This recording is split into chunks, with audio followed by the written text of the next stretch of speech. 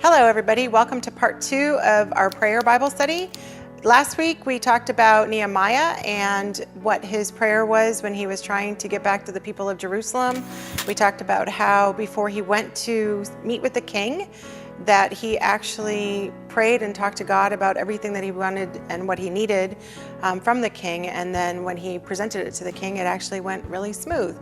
Doesn't always work out that way, but this was one of the times that I believe that the Lord wanted to show us that talk to him first before you make any big decisions or before you're getting ready to do anything. So this week what we're going to do is we're going to talk about the acronym ACTS again, and that I originally learned about it by reading the book Too Busy Not to Pray, which I think is a pretty cool title.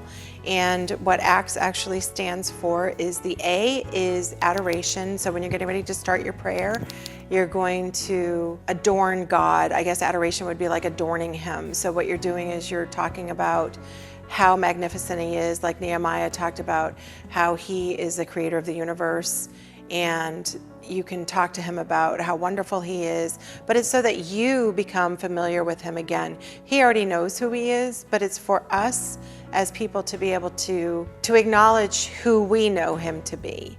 And then you have C, which is confession. So it would be confessing maybe you haven't been doing what you're supposed to be doing. You know, most of us need something. We need to confess because maybe we didn't let that person in traffic the other day, or maybe when we were in the grocery store, we cut in front of 4 people just to get to the end of the aisle first because maybe they were taking way too long for us. So it could be something as simple as that. Maybe it's something that maybe you were not nice to somebody. Maybe you bullied somebody without even realizing it. But we'll talk about that a different day. Pour it all out to God.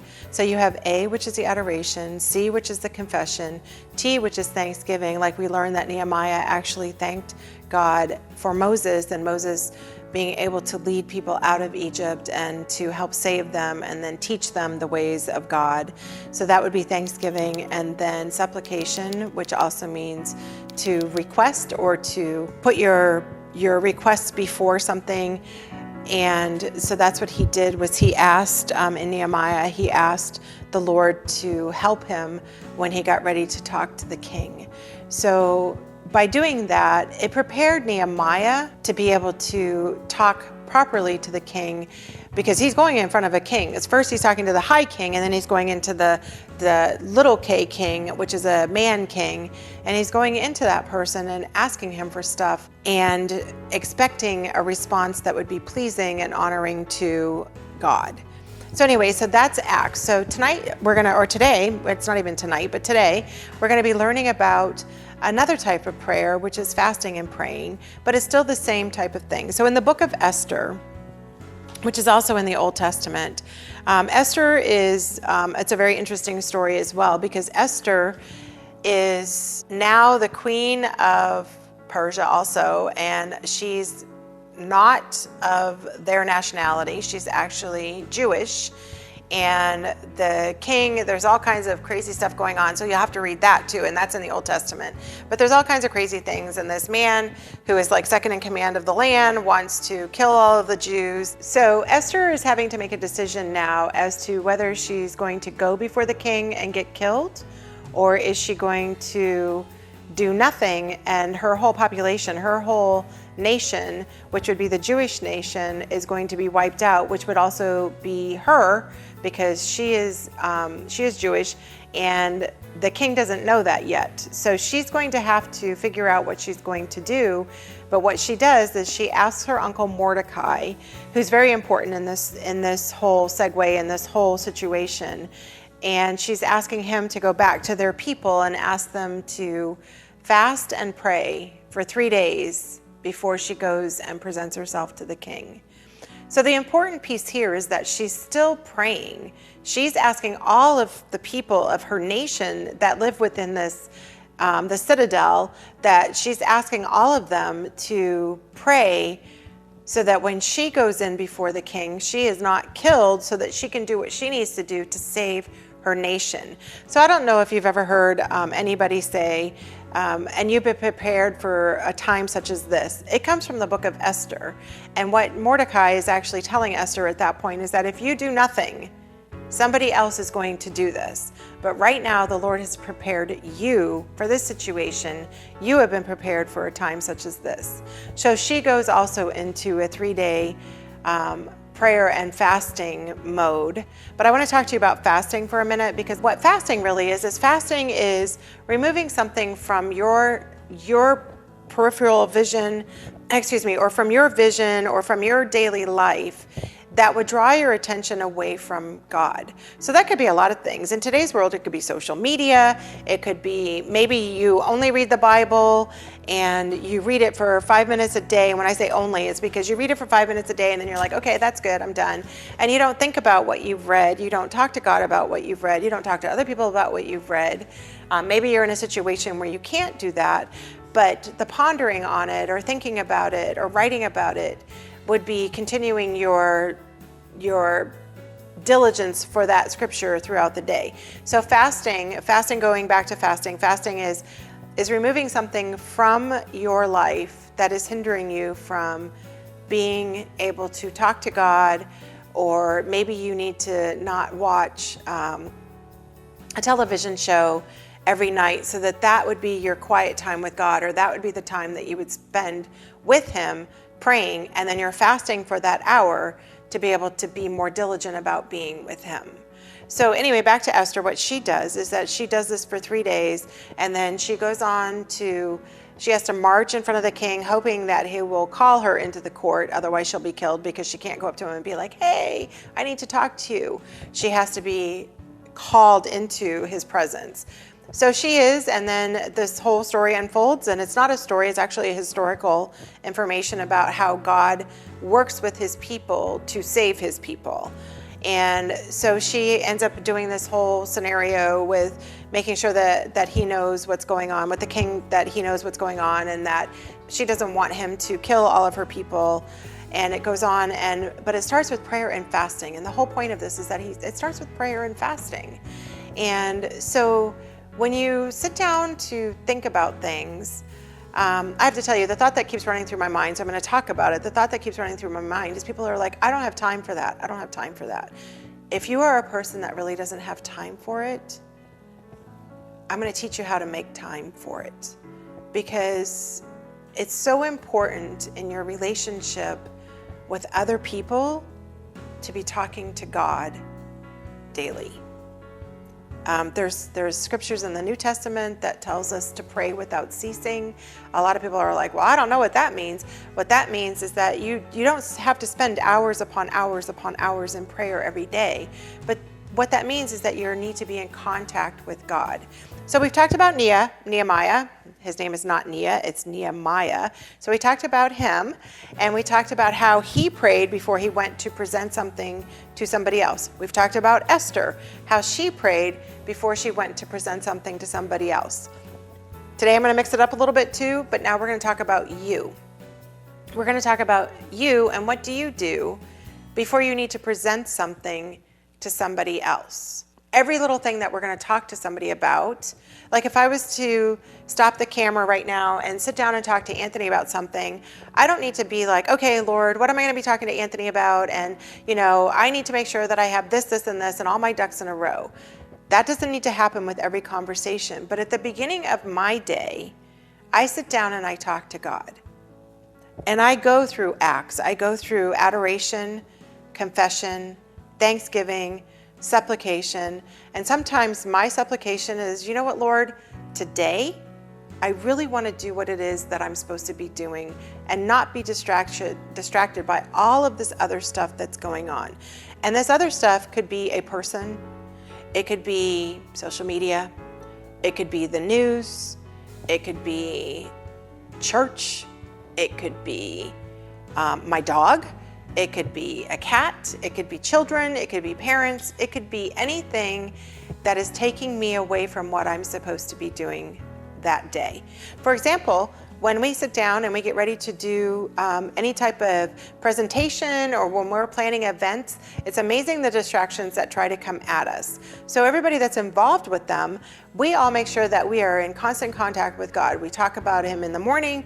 We may email or text each other throughout the day and be like, hey, how's it going? What's going on? But we're making sure that we stay in touch with the people that are on the same focus as us. But it all starts, for me, it all starts in the morning with having my quiet time. We call it quiet time because I'm actually not distracted by anything else. I'm focusing on adoration, confession, thanksgiving, and supplication. So with that being said, there's something that I want to address also, and that is, people sometimes think that what we pray for, that we're actually going to have answered in the way that we would like to have it answered. And you will hear all of this, we call it Christianese, because you'll hear people say things like, well, maybe God's not answering it because it's a no, or maybe God's not answering it because it's this, or maybe God's not answering it because it's that.